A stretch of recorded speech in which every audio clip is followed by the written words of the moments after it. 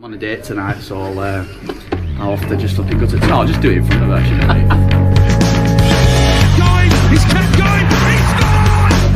Oh, Stockport pressure. And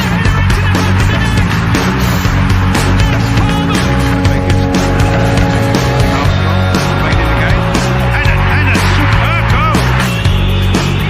Chelsea did it. Lisa!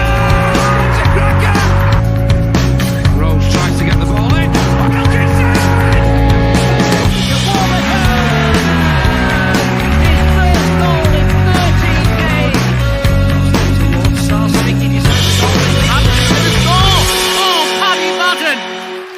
It's a 5-star performance from Stockport County. All right, we've got a small house, but we've got a big bloody heart, I tell you.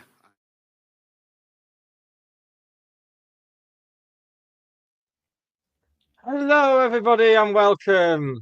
How are you? I'm fine, thank you. This, of course, is SK3 TV, your weekly dose of county chat and laughs, because we've discovered it's going to be more fun to do it after 2 defeats. Anyone can do a podcast when you're winning every week, but this is where we earn our money. Not our money. This is where we earn people smiling at us. That's, yeah. Oh, yeah, me, Nick. Her, Hannah. Hello, Hannah. You all right? Hi, I'm good, thanks. How are you? Wonderful. It's Better nearly for Christmas. not making the journey to Stevenage and back on Saturday. Although it sounded like you had fun in your We did have fun. It was probably one of my favourite away days, despite the defeat, which is funny because previously I think my favourite away day was Wimbledon a couple of seasons ago when we lost as well. So there we go. Something about far-flung away days ending in defeat that really gets you going. I think it's just when you've got good company to kind of lift you up a little bit. And you can laugh at all of the ridiculousness. And there was lots of ridiculousness at Stevenage in terms of, you know, the lads in the fancy dress and like other kind of people watching things. So, yeah, it was. And actually, for driving to Stevenage, it's brilliant because there's a free car park just across the road. You go through the underpass and you're at the away end. And it's flawless. No notes. Apart from the underpass, nothing good ever comes out of an underpass. I'm honest. Well, yeah, I'm that. As well. I've not even got onto that. I mean, people in the comments are already just assuming we've played no game since our last episode. We could pull it off. No games. I could honestly talk for an hour about what happened. Bradford, I had a meat and potato pie. It was very good. There was no mash, meat and potato pie and gravy. That was excellent. And I tried Bovril for the first time. And then Stevenage, I'd never been to Lamex before. That was exciting because I think I was on holiday last time we played them. And what did I have to eat? Very good chips. So, yeah, I think that's all we need to do now. I can't believe this time next week. Last week we were doing a podcast together. You a complete Bovril virgin. I know. And then 24 hours on from that episode, there's right Bovril cherry everywhere. Yeah, and it was. I didn't hate it.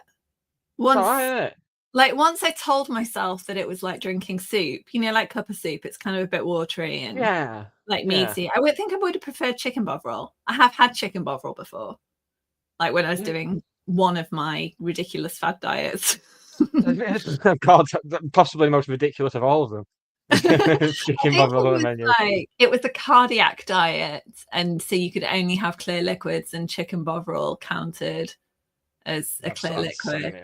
So yeah, so once I told myself it was just soup, and we had my nephew's Costco birthday cake, and Chris Eaton came down and joined for that, which was lovely.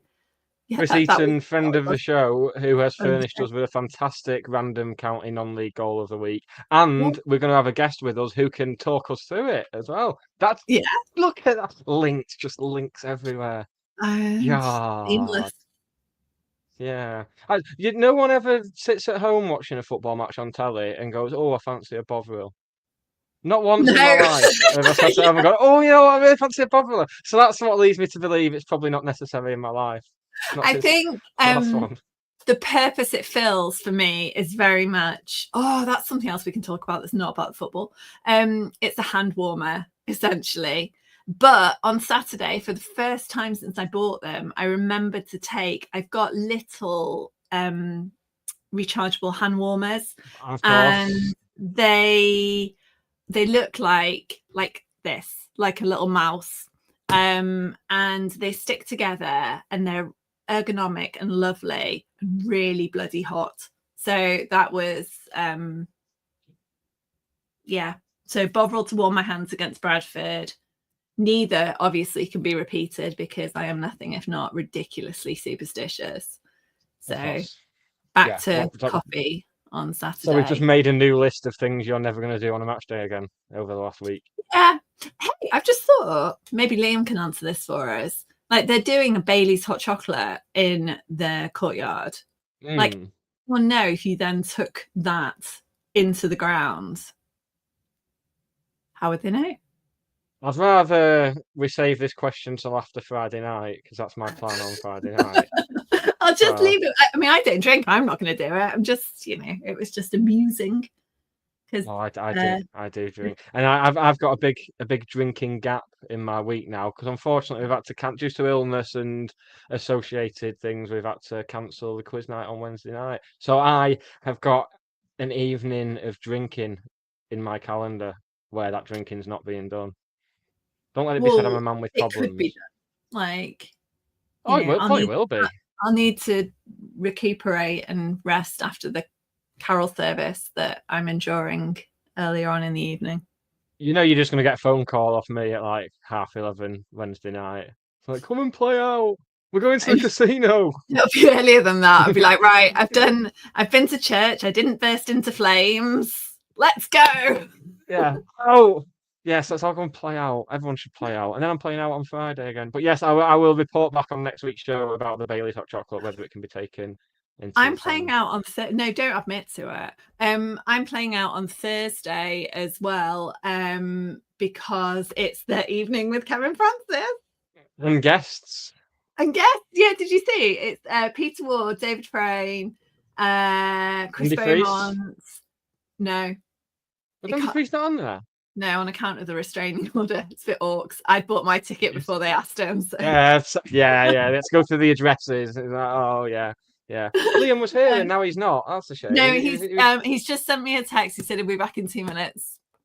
Okay, well, he's probably did the full text say I'll let you stop talking bollocks and I'll be back in 2 minutes? No, it's probably like I've gone to report you for threatening to smuggle Bailey's hot chocolate into an EFL ground. Well, maybe I won't add him to the stream now if he's going to be such a grass. Oh, have you seen this? Did you notice? It's my Stockport County branded. I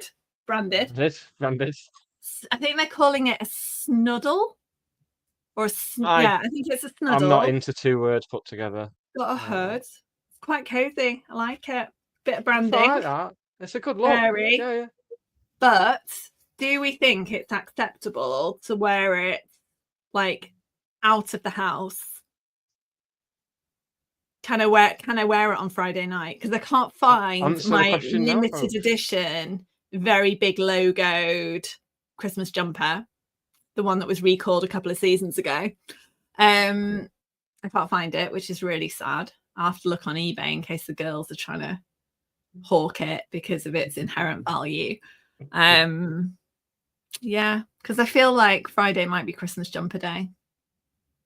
Yeah, I've already worn mine twice though. I wore mine to County last Saturday, and then I wore it to the Christmas do on the Sunday. So I had you see, we talked about this. There was one day on the trophy tour when Tony Hancock turned up in a red jumper, and we're like, you can't do that. You can't. Like you can't, regardless of whether, and it was a really fancy, I think it was like Vivian Westwood or something. Like, no, you can't do something county related and wear red. And then I rocked up at the Christmas party in a red jumper. No one noticed though. It's fine. No, well, I knew. I felt very self-conscious and like I was going to get. You were so nice to me though. People always look at me. So yeah, babies look at me a lot. Babies stare at me. It's your unsettling presence. But think they, it is. I went into the shop today to pick up. Well, I was doing a ticket run, so Huddersfield tickets, and then the Rotherham tickets ready on Wednesday. But they've got loads that I've not seen before of like little stocking fillers. So that's the place to go if you need. You know, we're not even sponsored by the shop. We should be. We bloody well should be. I've done a good job. They've got Christmas jumpers still, and loads of like air fresheners and Crocs. You know, like oh my god, I've actually got Crocs on. I could have put them on. You know, the little charms that go on Crocs. No, this is the game changer. Those. Yeah, this is what I've been waiting for. Like, I've never got any Crocs because I was waiting for County Charms, but now. Oh, well, it's off to the Croc shop and then the club shop for Nick tomorrow. Yeah. Oh, that's exciting. What else did they have? Little, you know, those tiny flags, no, scarves that stick to windows, like in your car. They've got those. Very 90s. I'm all for it. Very 90s. Air fresheners in the shape of bucket hats. What else did they have? Loads of like little cutesy, like stocking filler type things. Do they also have competent media men hanging on a rack? No, just us. Let's get him out.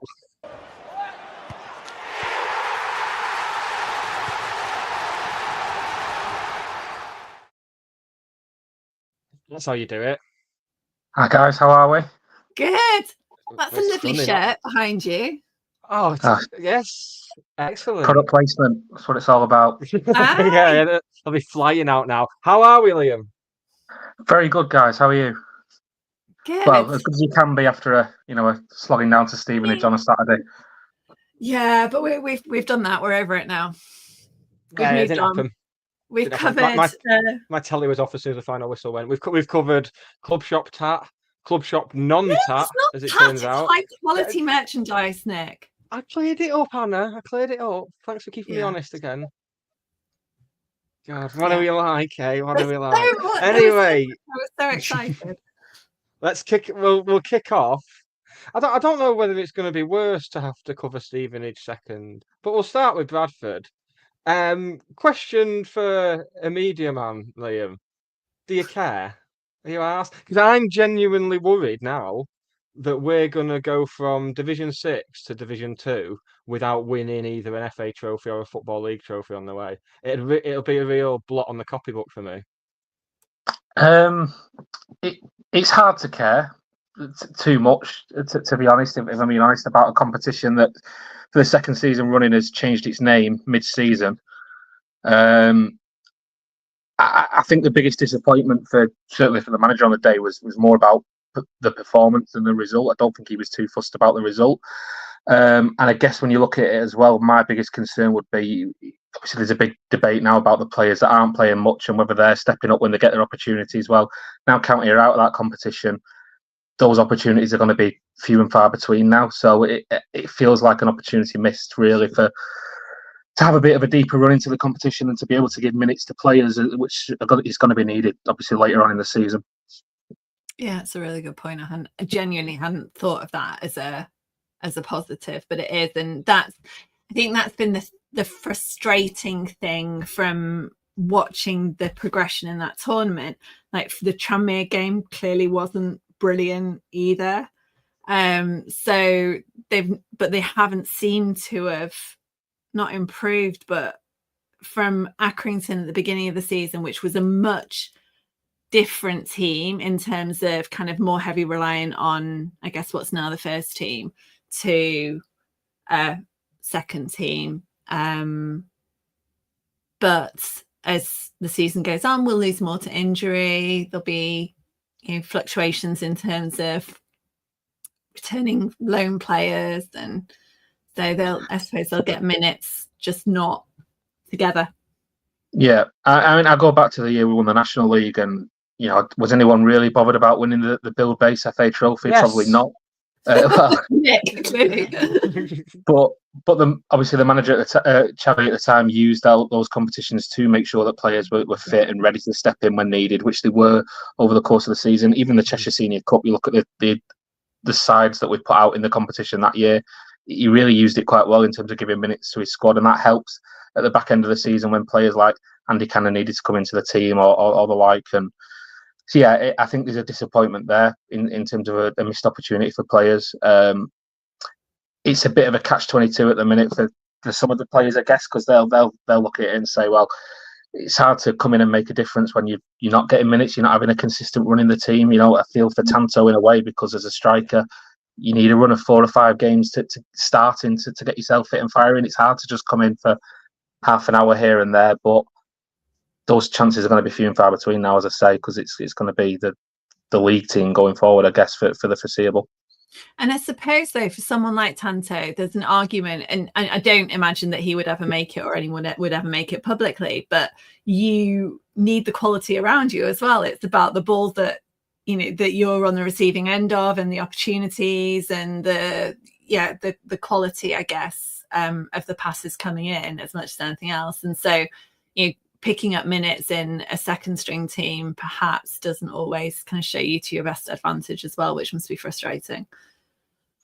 Yeah, I guess you look at Sam Hughes' first game for County. It was the Blackburn game in the Cup, so he's starting with a 16-year-old to his right and obviously Ibby to his left, who's probably better playing at left wing back. So hard to judge, but that's what he had to work with, I guess, and it's difficult. Similar situations like that, I guess, but I don't think the manager will have too much sympathy, because I think he asked him about it last week, and as he said then, that's life, that's football. You've got to crack on and be ready to take your chance when it comes round. Yeah, and it's I think like that's been the first chance either. I mean, there's been several occasions where, well, it's almost one of them things you can tick off on the interview bingo now as well. These lads have been knocking on my door asking for a chance, and I've given it them. It genuinely fills my heart with joy, because we've got no jeopardy now. There's no jeopardy whatsoever. So it's just like, just little things like that. That's what picks my week up. Yeah, Charlie Bingo is definitely one. He's mixed it up a bit this year, to be fair to him. But yeah, it's just, I think it's been a wider trend, as he said. Sam Burr made a good point on Saturday, to be fair, for a change. And I know there was debate over how long they've left the subs, and obviously Tanto coming on quite late, Jack Diamond and Odin coming on in stoppage time. But have the players really done enough on Tuesday night to justify making the changes full stop? It depends how you look at it. Probably not. So difficult one for the manager, really, in terms of how he plays it. And I think team selection on Friday will be interesting, because obviously he wasn't too happy with the lads that did start the game on Saturday. So, but he did say in his post-game interview, I think it was you that did it, wasn't it? Because it was away, said that given the performance on Tuesday, it wasn't like there was that much competition. So I don't know. My fan hub may well be quite similar to last week. Well, that's going to be the question. What's your fan hub doing, Hannah? So I'm glad you cleared that up. Yeah, if everyone's wondering. But on the flip side of that, it's a long season, and I'd be keen not to write any players off too early in the county careers. That's been the most laughable thing for me this week. Like some of the comments you see, particularly in that godforsaken Facebook group, just people listing like 9 players and saying, "Well, we need all these gone in January." It's like, are you mental? Have you seen where we are in the league? Like, don't be silly. Can we just stop with the silliness? Yeah, but Nick, we were in the National League 2 years ago. Oh, don't you start. God, this is why I have no respect for you, Hannah. Again, 2 weeks in a row. It's not Love Island. It's harking back to the dark days. Yeah. We were all there. It was fine. We know what happened. We don't need to really go on about it. So, going forward, then, do you think we're going to see more of the B team games then, just to keep players fit, given that's going to be the only option? It wouldn't surprise me. Obviously, there is the Cheshire Senior Cup as well. Wouldn't want to forget that. Who have we got? It's either Warrington or Camel Laird away, and I think they play tomorrow. So wow, yeah, and then Crewe at home if we beat them. So it's all happening. Oh, I need an outlet for my BDSM fever. So that's I might be the Cheshire Senior Cup's #1 fan this year. I might make that my thing. Warrington Camel Laird, though, either or, sounds more fun than Crewe. Yeah, Yeah, I hate Like, playing teams in the Senior Cup who we already play in the. I mean, it's Crew yeah. or Tranmere. It's like no, no. But that must be how like Villa fans felt when they got West Ham in the FA Cup.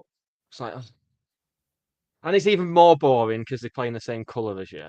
It's like, nah, dull, dull. Yeah, give me Camel or Warrington any day of the week. Yeah, that sounds fun. So is that in the new year, Liam? I think it will. Yeah, it definitely will be. We got a bye in the first round, and I think this game has been postponed 2 or 3 times now in terms of the Warrington and Camel Laird. So once that gets played, like I said, Crew are 2 rounds ahead of us at the minute. It's Wow. classic Cheshire Senior Cup, really. It's a great Oh, tournament. Just let's have some respect on the name of the Cheshire Senior Cup. Senior, just senior. It's not the Cheshire Cup. It's the Cheshire Senior Cup. Let's just get this right. Get this. We need to lay out like a manifesto. I think there should be like the SK3 TV manifesto. And if you disagree with any other points on it, then you can't listen anymore. Or do listen, but just don't go on about your differing point of view. That's fair, isn't it?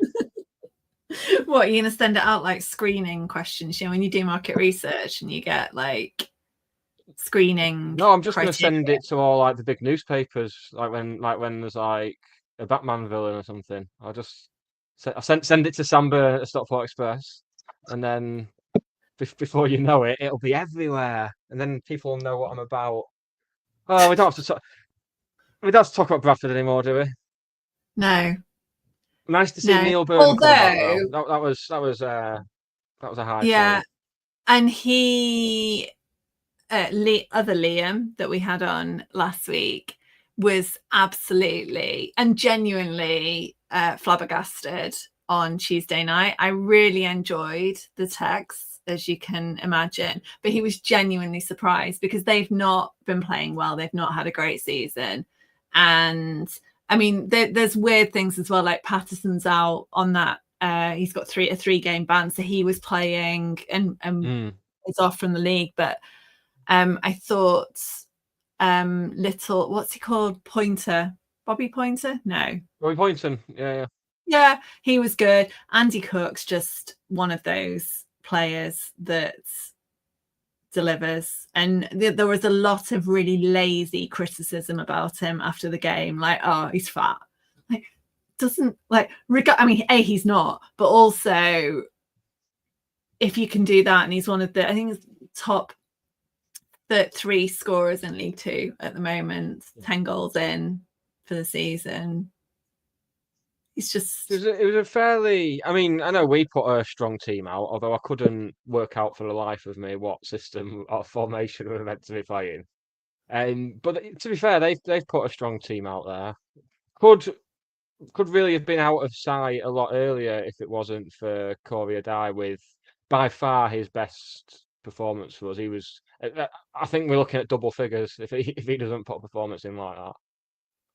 Yeah, he was all over it, wasn't he? Sars played for them on Saturday as well, so we only just missed his return to Edgeley Park because he was back training last week, but didn't play until Saturday, but did play on Saturday. He was there on the day, though. Was he? Yeah, he did come. Nice to see him again. And obviously, you say Burner and Tom Eastwood as well, of course, who's on the... Yeah, Burner. It's Neil Byrne. I'm not having Burner as a nickname. I moaned about this for too long last week. I'm not having it. I'm not having Powley and I'm not having Burner. Sorry. Campsey. No. Same. No, same. That could be a beautiful segue into Stevenage. Could be, couldn't it? I suppose. Go on. Do we have to talk about that as well now, do we? Yeah, but there's beauty in all the negativity. Oh, go on then. This is your party, as it were, Hannah. No, it was a Callum banger. We equalised quite quickly. It's like both goals within 4 minutes, so there was that good response. That's good and encouraging. The rest of that first half, we just seemed to absolutely boss it. You just thought it's only a matter of time here, and then that thing that we've had several times this season, where at half time we've said, oh, well, if we could put our chances away, we'd be out of sight by now.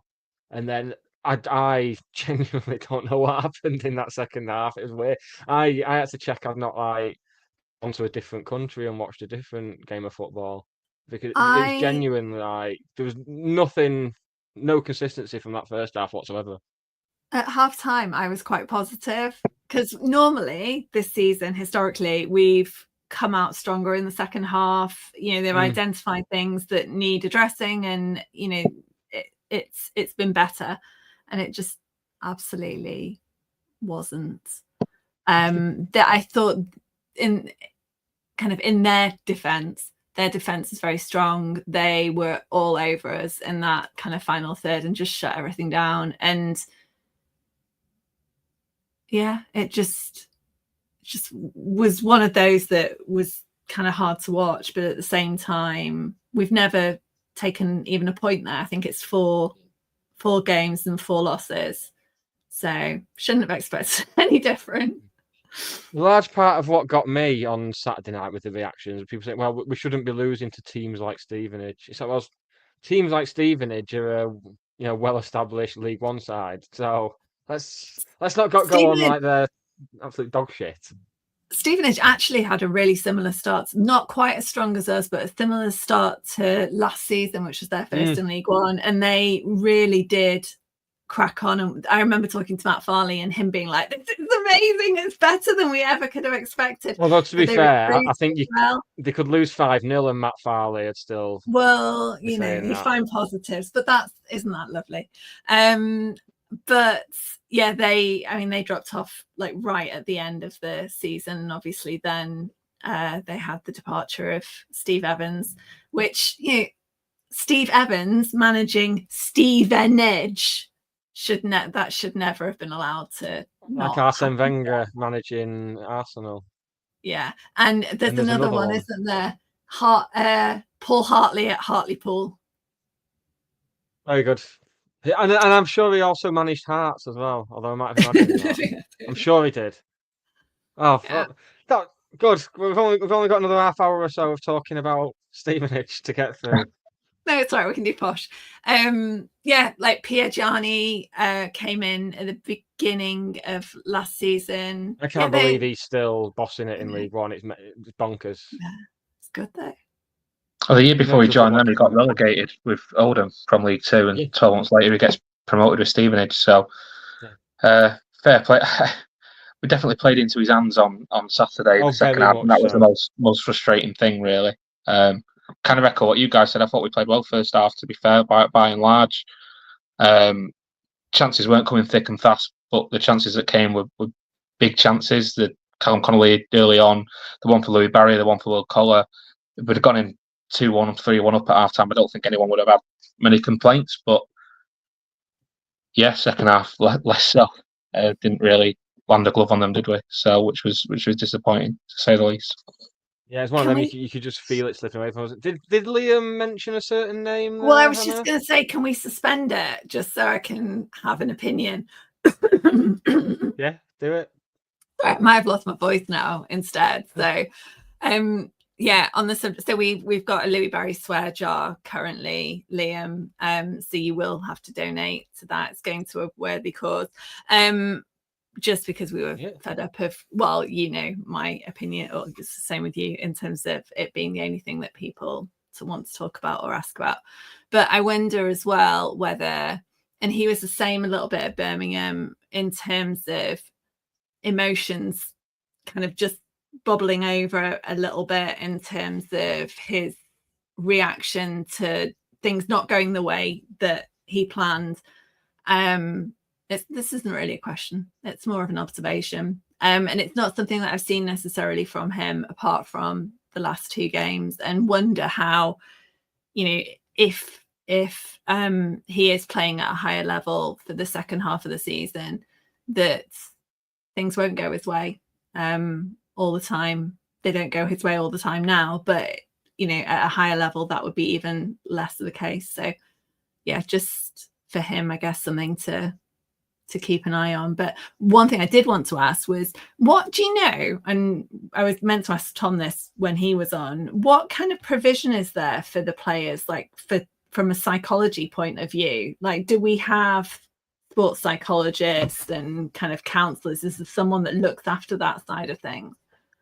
There's no one whose day-to-day role it would be, but obviously players there were people in charge of player care. So Matt Jansen was a big part of that, and Dale Hagen as well has stepped up to that in obviously JJ's absence.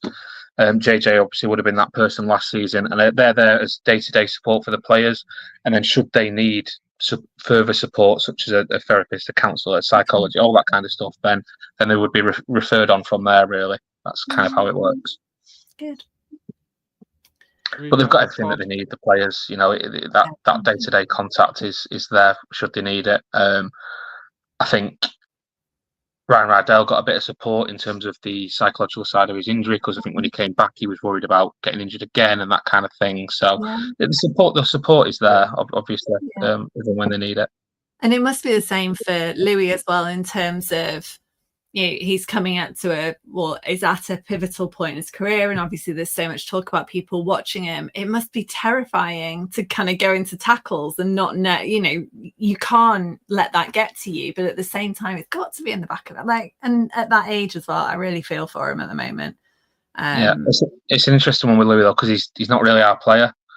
So I'm not sure who that actually sits under, whether it is a Villa thing or whether it's another thing. I'm not actually too sure. So yeah, that's a good point. While Nick appears to have frozen, Ian Dowden asks, how big is the new scoreboard? It's the biggest in League One. It is the biggest in League One, yes. So that went in for the... Not Brackley. I think it was the Brackley. It might have been Brackley or the one just after. But yeah, that's going in. Obviously, the new LED boards are now in as well, so that's exciting, and there's a lot more we can do with that going forward now. So lots of exciting things from a media and commercial point of view. Yeah, I got the commercial pack because I'd signed up to something at some point, I think, and the options that are available to local businesses, that's the really nice thing. Like, there's still the potato board, because I was really concerned about the potato board, but there's the digital version now, as well as your Sky Bets and your everything else. Although the dog really bothers me, the running, the vitality, because I get distracted by it. It's like squirrel, and then but it's I've forgotten about that. Nick? There was a new signing last week. I completely forgotten about it. We could have talked about that instead of Stevenage and Bradford. Oh, we'll get to that as well. Yeah. All right. Sorry, it was on your agenda. I'm sure we can do it all. Yeah. My laptop just decided to restart itself while I was in mid-flow. So that was fun. In your absence, we talked about the scoreboard being the biggest in League One. You get extra points for that.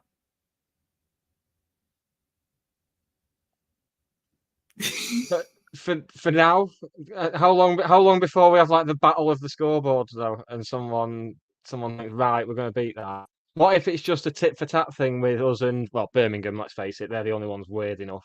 What if every week Birmingham are just increasing the size of theirs, and so are we? We've had so many lately.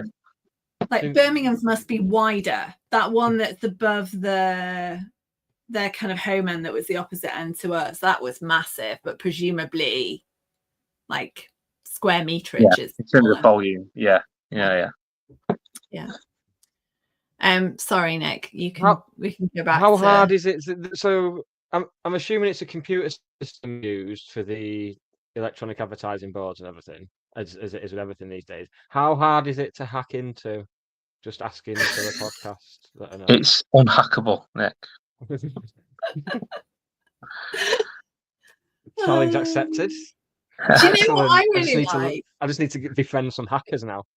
That other teams do, but I don't think that we do. We don't put on the minutes awarded at the end of for injury time.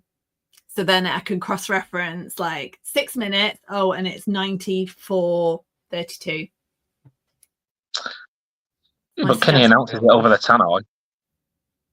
I know, but I'm not always fully concentrating. It's Ken. It's the highlight of everyone's day. You should be listening and concentrating for Ken. Yeah. Well, do you know what? Wow, I would like to revise my Santa prediction because in retrospect, I think it was Ken. You keep Do you saying know who this. was- It was Santa. Is that not enough? Yeah. All right. Yes. Don't. This is before the watershed, Hannah. Let's not. Oh, it Let's is not as ruin well. this for all those Sorry. little kiddies who are tuning into their favourite YouTubers. Like and That's subscribe. what we are. Well, that was the youngest you've ever sounded. You did like a husky voice as well. It's good that. Yeah, more of that. Excellent. Yeah. Right. What else was there from Stevenage? Penalty. You watched it at home. How did it look from home? See, I still can't make my mind up with the penalty. So on the one hand, I think if it had been at the other end of the pitch and it was us shouting for penalty, I'd still be whinging about it now if we'd not got it. But am I just? But it's a bit. Torres engaged him when there's really no reason for him to whatsoever. So I suppose in that circumstance, you sort of deserve everything you get, really. But there's not much in it. How did you see it, Liam? I thought it probably was. It catches you off guard a little bit because you just don't expect a challenge to be made in that kind of position because Roberts is going nowhere, really. There's no real danger. So it's clumsy. It's clumsy. I think Dave misunderstood me after the game because I asked him about the decision making around the penalty. I think he thought I was talking about the referee. I was talking about Ibitore, really, and being that close. Because it's not just if it's just one of them where you accidentally clip him, fine. But he's a little grab as well, and I just don't think it's needed really. So a little bit of a moment of madness, really. There. Listen, Ibby's been one of our most consistent performers this season, to be fair. But yeah, I thought it was a penalty personally from my standpoint. Yeah. I did notice the manager was having a right go at the ref on the pitch after the game, though. Yeah, but afterwards he was super diplomatic. I know he that's been his kind of party line all season that the referee is part of the bigger picture and the game is in our control and it doesn't dictate the result necessarily. Yeah, I think to be fair though, he's always. I suppose him and I suppose Jim Gannon as well are both similar in that even when they would complain about the officiating, it was never being used as an excuse. They'll always kind of go out of the way to make sure. But he was genuinely raging at the ref on the pitch at the end of the game. Though, I thought, what a mistake! Because that was a penalty, wasn't it? I started like doubting myself. I was like, that was a penalty though. It was, wasn't it? Surely. But then I like going onto the yellow board and stuff and seeing people say that people adamant that it was never a penalty. I was like, what? And then when Ben got booked for the slide tackle outside the box, I was convinced he won the ball there. He won the ball there. And then I saw other people saying, "Oh no, it should have been a red." So, can we all just like? I thought he was going We off. were watching the same thing here. He won the ball. He did win the ball, but he also took 90% of the bloke as well. To be fair, fuck him, Liam. Fuck him. Yeah, goalkeepers can get away with that. To be fair, I'm not sure defenders would get away with it. Yeah, I agree. I think it'd be interesting to see, like Charlie said a few weeks ago, that goalkeepers are no different to other players. And I think it was when he made the swap at half time. Goalkeepers are no different to other players. They're interchangeable. They can be subbed off. One can start one week, one can start a different week. Be interesting to see, I think, like you said on Friday, about changes there, but we shall wait and see. Did you mention that the halftime goalkeeper sub? What's the vibe in the press box when something like that happens, Liam? Because that's like your 9/11, isn't it? That's like wow. It was, and thankfully I was in China, so. You were away, weren't you? You were in China. He's done worry about it. That was left to John Kieran and Sam Byrne to deal with. So it was actually whilst we were flying out there that the game was taking place. So I landed, got signal, and we'd lost 2-1, and Nick Powell got injured, and the manager had subbed the goalkeeper off at half time. So yeah, brilliant. It happens. He always seems to have a little bit of a meltdown when I'm not there, the gaffer. So fair play. Take it personally. I was watching it on the daybed in like a port somewhere, maybe Vigo, can't remember. And yeah, the WhatsApp group was like, Beep beep. Well, they were like a bunch of old women, weren't they, that day, the WhatsApp group? They normally conduct themselves pretty well, but that afternoon, it was just squawking. Oh, it was weird. And everyone agreed with each other as well. That was a weird thing. Like, everyone was shouting and going, but everyone was like, of the same mindset. It was weird. Never. It was like everyone looked like they were going to argue, and then it was like, oh, we're arguing about agreeing. It was weird. Very strange. You know, no, I was going to say, you know, last week we talked about the Ben Brigade and the Corey crew. Yeah, we did. Yeah. What has the Ben Brigade's response been to Saturday's performance? Because I know the Corey crew are like, "This is our time, guys." Yeah, I'm actually picturing them as real people now. Yeah, genuinely, I can see what they're going to have a rumble on Castle Street, like or around the corner, so it's less like open. What do you reckon? I'd imagine the Ben Brigade have all got like suntans on one arm, as like paying a bit of respect to his lorry driving past. Don't know what the Corey crew were doing. I'm picturing like a West Side Story type of thing now. Yeah, me too. They're all coming, yeah, like clicking down the street at each other and all that. Yeah. But are they like? Has the response very much been, you know, it was a blip and his distribution? It was just a kind of a one-off, and things will go back to normal because presumably they want to see him play on Friday. It's going to be an ongoing debate, isn't it? I don't think it's going to resolve itself anytime soon. I'd like to think people just support whoever does get picked in net at the end of the day, because we all want the same thing, don't we? Which is to keep a clean sheet and for County to win. So both got their attributes. It does feel like we've got two number one goalkeepers. It's a lot more similar to what we had when Veet was here than when we had Jordan Smith maybe last season, where that was maybe more of a defined number one, number two. It feels like two number ones. So Corey may get his chance further down the line. He might not. There's only one man that can decide that at the end of the day. But I think we've got two good goalkeepers, so I don't think there's anything too much to worry about further down the line. Nice problem to have. I'm going to sound like such a cliched wanker, but it's a nice problem to have. There we go. You can tick that one off. Tick that off as well. Should we, before we look ahead, before we discuss our first transfer of the window, and it's not even the window yet.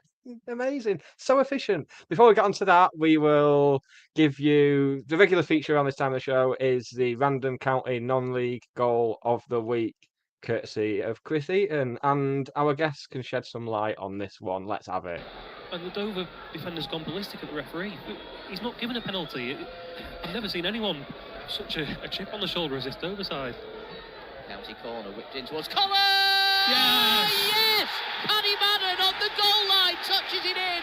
This time the flag stays down.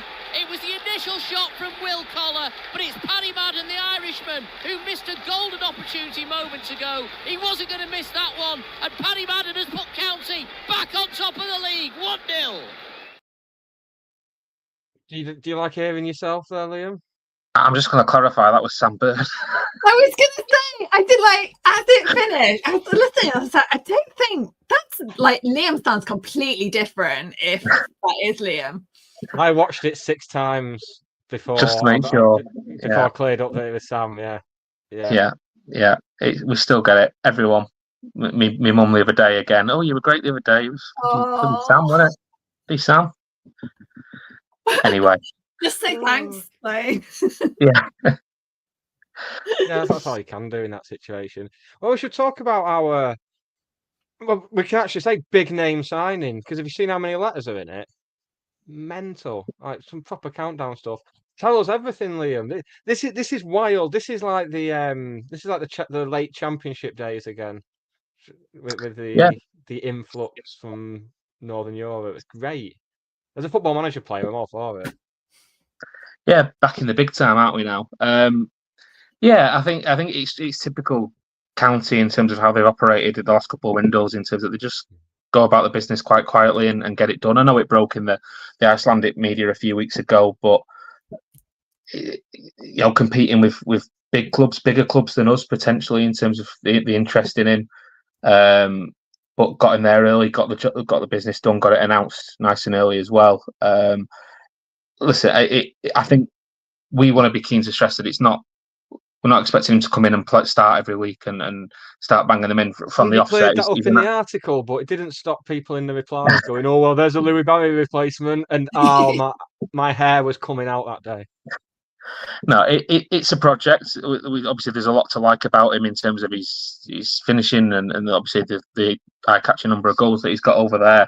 Difficult to judge what the level is over there. I mean, the top teams in Iceland obviously have played in the Conference League, won games in the Conference League, and he's scored against them. So there's a certain standard in the league, but it's difficult to really judge. And I think obviously he's not played for a while either. Their season finished, I think, in September, October. So he's going to take a while to get him up to speed. I think that then this is where the B team games, Cheshire Senior Cup games, may be helpful. I would expect him to get 15, 20 minutes here and there between now and the end of the season, and then they'll reassess in the summer. But I think it's an exciting one. It's like I say, it's a project signing, and I think the club's off the thinking of, if we are going to be giving players 15, 20 minutes here and there, let's make it our own players rather than a loan player. Yeah, I think that's the thinking, because obviously that's what we want in terms of long term, to be able to develop these players and sell them on for big fees. And he's over training with us already. Yeah, he already is, he's gone back to Iceland now. Oh, Obviously, he has to wait for his work permit, his international clearance, all that kind of stuff. So he'll be back with us just before the transfer window opens. He can't be registered until the 2nd of Jan. Right. And then he'll be in and around it from there, similar to Andrew Wogan, the goalkeeper from Jogger. He is actually with us now, to be fair, but he can't be registered or anything until January. Can we get the definitive pronunciation of his name, please? It's Benoni Brecky Andresen. Right, there we go. Nailed it.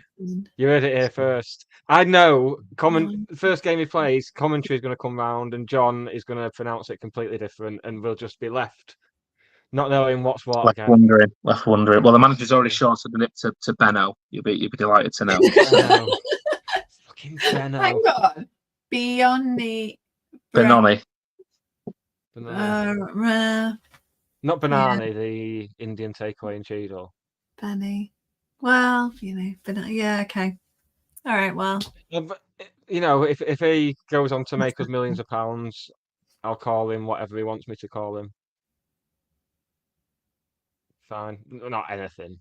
No. Not much anything. Yeah.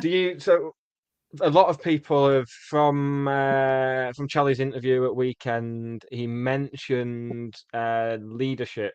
Was leadership the phrase he used? Yeah. Or something along the lines, and said that's something we're working on. Now is that working on it as in hoping like new leadership groups will emerge, or is it working on it in the way people seem to have interpreted it, which means new signings? What do you think it is? Good question. I was actually going to ask him that on in his pre-match interview this week, so might not bother now. Happy to help. Yeah. I think it's more about developing the leaders within the group, because I don't think the answer can be, let's go and sign some more. The squad's very big as it is. I would imagine in January that players would need to move on before players are brought in, because, as I say, the squad's big. There's a lot of players not even making the matchday squad at the minute. So I don't think the answer can simply be to try and recruit players, and then do you recruit players just because they're a leader, and or do you recruit them because they're what you need in terms of the playing style? I don't know. Those aren't the decisions I make, obviously, but I think it's more about, like I say, drawing the leaders out in terms of that are in the group already, because there's a lot of experienced players out there. I think the gaffer thought I was singling out Ollie Norwood for it in that interview. I wasn't. I genuinely meant, like, in terms of the players that are out on the pitch, because I just thought, similar to the Brackley game where you can see that goal, panic sets in a little bit, and I think that's when you want those experienced players to just step up, calm things down a little bit. I think that's maybe what's been missing at times this season. It's a young squad. There's a lot of young players out there. Captain's 21, so I think they do need some calm heads in situations like that, because, again, I go back to Stevenage. You start the second half poorly, concede that goal, just settle down and go back to what you were doing in the first half, and we just seem to abandon the game plan a little bit in the second half. And I think that's the frustration for the manager at the minute. Yeah. And like you can see when Ollie Norwood is on the pitch, he is someone that I would hold up as a good leader, kind of in terms of, because he's sitting back a little bit and you can see him like actively kind of gesturing to, I mean, granted, whether he's delivering what he thinks should be done or what Charlie thinks should be done is, I don't know. But that communication is so visible that, versus Bradford, because I was sat right next to the dugout and I'm sitting there thinking, can they hear? I mean, there wasn't that much crowd noise, so it's probably better than an average day. But can they hear Charlie when he's, absolutely bellowing across the pitch with instructions? I don't know. I'm not sure I would, but yeah, there's something. I think that's it. As a management staff, as a coaching staff, you don't want to be holding players' hands through games and telling them what to do. You want them to be able to go out there and solve their own problems, really. And I think that's maybe what we're missing a little bit this season. Obviously, you lose Paddy, you lose Sart, you lose Crosby Croasdale, Nick, in the summer. So, yeah, and that will happen in time. Like a lot of new players in the summer, a lot of turnover, a lot of players coming into a new environment. They need time to settle in. Lewis Bates really been coming out of his shell a lot lately, to be fair, and I think that's more about what the manager was talking about in terms of developing them and giving those guys the platform to take on more of a leadership role. Yeah, I think the amount of gin he's got to get anyone out of the shell, to be honest, though, with Lewis Bates.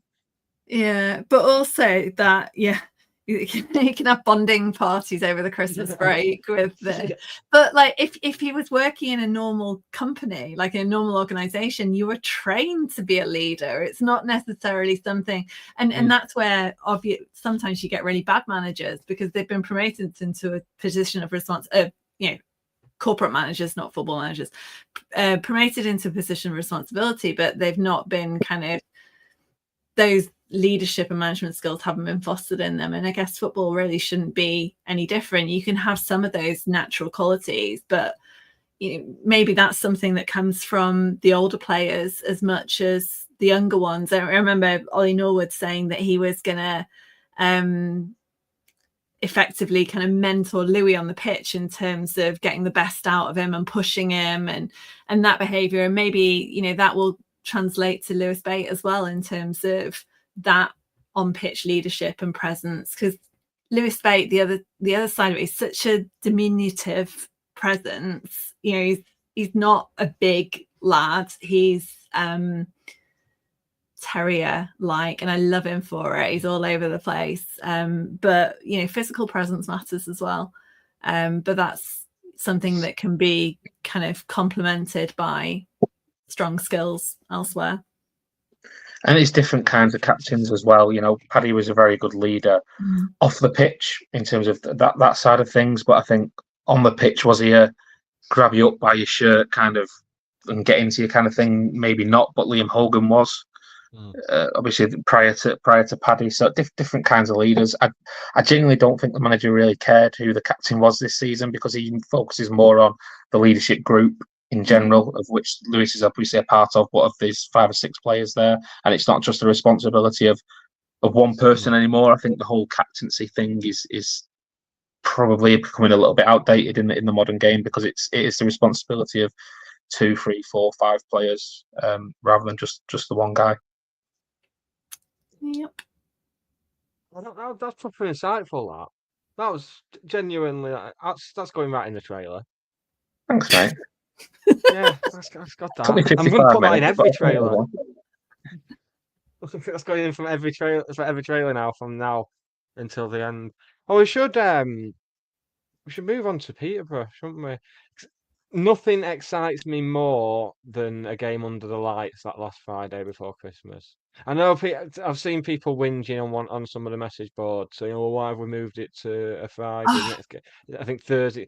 It's Friday night and it's Christmas. It's Friday night. It's Christmas. You can buy a bucket of pigs in blankets of Bovril dip in gravy. Yeah. I mean, I don't know. This was on Tomorrow's World when I was a kid. This is what they should have. You can go to the football on a Friday night. your ticket will be on your phone, and you can just get a trough filled with ham and That's dip it in some the gravy. dream. Yeah, all. I'm going to the courtyard early on Friday. I'm going to have one of everything on the Christmas menu because I'm the who was it that we played? Exeter. The Exeter game I was in hospitality with Dan. So Love the way you say hospitality dead quietly, like you're worried that people are going to find out. Yeah, so I'm going. That's my plan. I've told Charlotte that I'm going to bring crackers just to make it a bit more weird. Okay, we embrace. I'll come along and I'll embrace the weirdness. So, Yeah. Liam, do you get to try all of this stuff? Don't really. Usually in the courtyard. The one difference was obviously at the Exeter game they brought the Christmas dinner and a cup over to the media room, which was a delight. Yeah, absolutely. And it ended up on the BBC because of it. So yeah, that was a delight. But yeah, not usually. Unfortunately, we get. Well, I say unfortunately, we still get the chicken that's usually served on corporate. So it's not bad, but I don't get to sample the courtyard stuff, which is a shame. I just like to imagine that when they're clearing the plates in corporate, they just pour it into a chute and that goes down to where you are. That's how I like to imagine it. Just all the leftovers, like give it to the press. That's about right. Yeah. What we had last Saturday, it was amazing, but it was far too much. Each person had an individual baked camembert, which I love baked camembert, but couldn't eat a full one. Oh, I could. Yeah, I could. That sounds like a challenge for the courtyard on Friday night. That would be a good courtyard one, wouldn't it? Like a tiger loaf with dipping like crusty bread. You bring your own bread. Bring your own bread. That's environmentally friendly. Go and feed the ducks with them and stuff like that. No, you can't feed ducks. We're making it happen. No, you can't feed ducks bread. Oh, yeah, it's these woke ducks now, innit? And they want seeds and gluten-free, the ducks now. Yeah, utter woke madness. Oh, what's gone mad? Peterborough, it depends which Peterborough you get. They genuinely incredibly assumed they were up near where we were in the table. I think of Peterborough, I think top end of the championship, bottom end of league, top end of League One, bottom end of the championship.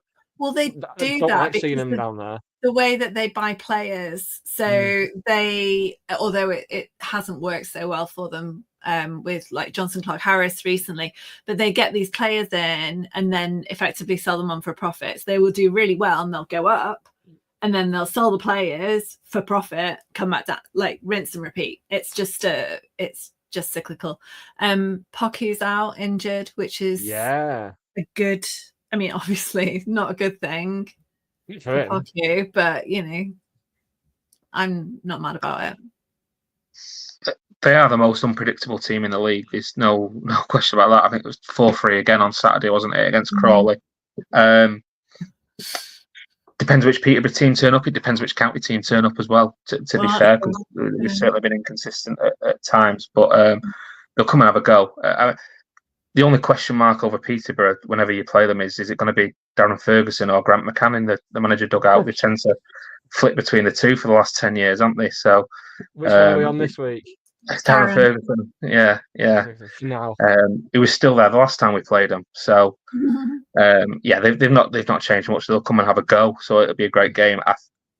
Personally, I would think that that's the kind of game that would suit us in terms of pressing them high and winning it back in areas, because they will come out and have a real go. They don't know any other way.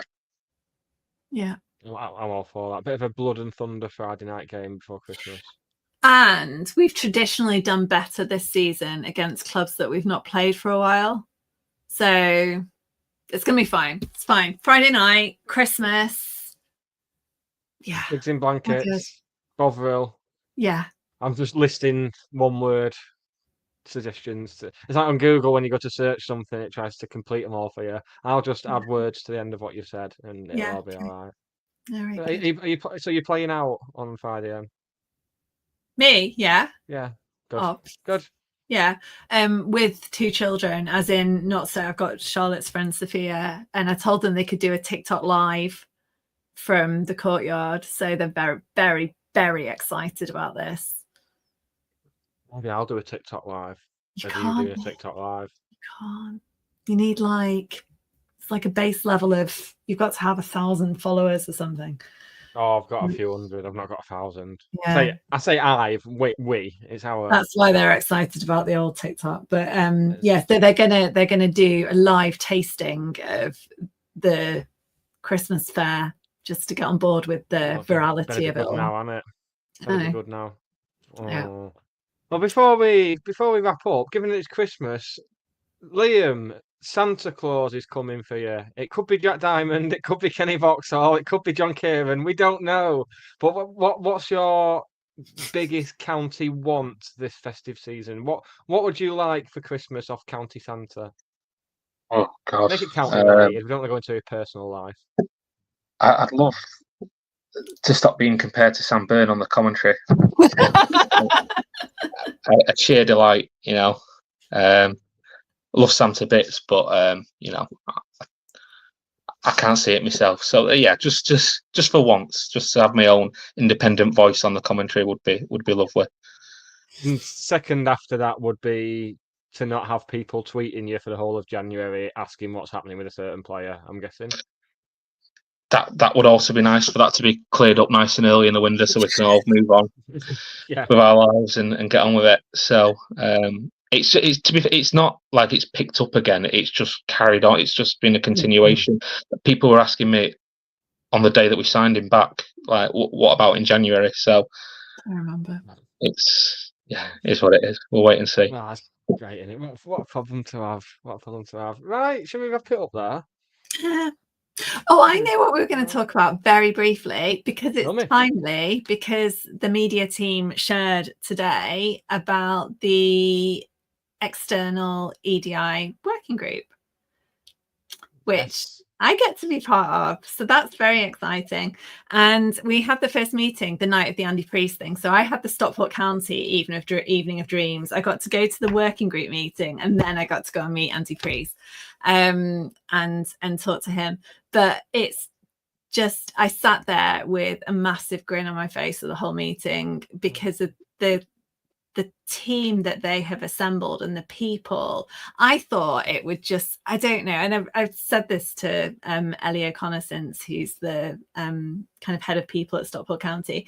I kind of half expected it to just almost be a bit tokenistic, and the people that they've got on that working group, and I've got complete imposter syndrome about my participation in it, so I'm not in any way including myself when I talk about this. But the representation and the level of knowledge and expertise that these people bring to the table, it's awe-inspiring. And it's they are people who, some with lived experience, some with professional experience, some with academic experience, and absolutely exemplifies what the club is trying to do in terms of the progression, the importance of EDI and of Stockport County being a kind of safe space for everyone and for everyone to enjoy. But also it was mentioned in the article today about humility and community and progression. And yeah, it's really easy to talk about these kind of things and be like, oh, it's just a tick box exercise. It's another EFL award that you can go for. But for that, kind of seeing the behind the scenes operations for it, it's just an incredible thing that they're doing. And it's a very small part of what the club is doing overall. I think the players have been to Steffing Hill today. We've got stuff against Wellspring this week. It's such a community focused club, and it makes me feel all warm and fuzzy, but it's a warm and fuzzy that has impact rather than just we're doing this because it's a nice thing to do. So it's part of the county collective, and it's kind of ongoing. I think we meet 2 to 3 times a year, but there's obviously another 2 groups, an internal group and then a mental health group that are running in parallel. But yeah, it's just a great thing, another great thing that the club's doing. And we talk about great things that the club does nearly every week, because there's always something. Like last week it was a Christmas party, but this is something that I'm particularly proud to be part of. So you should be.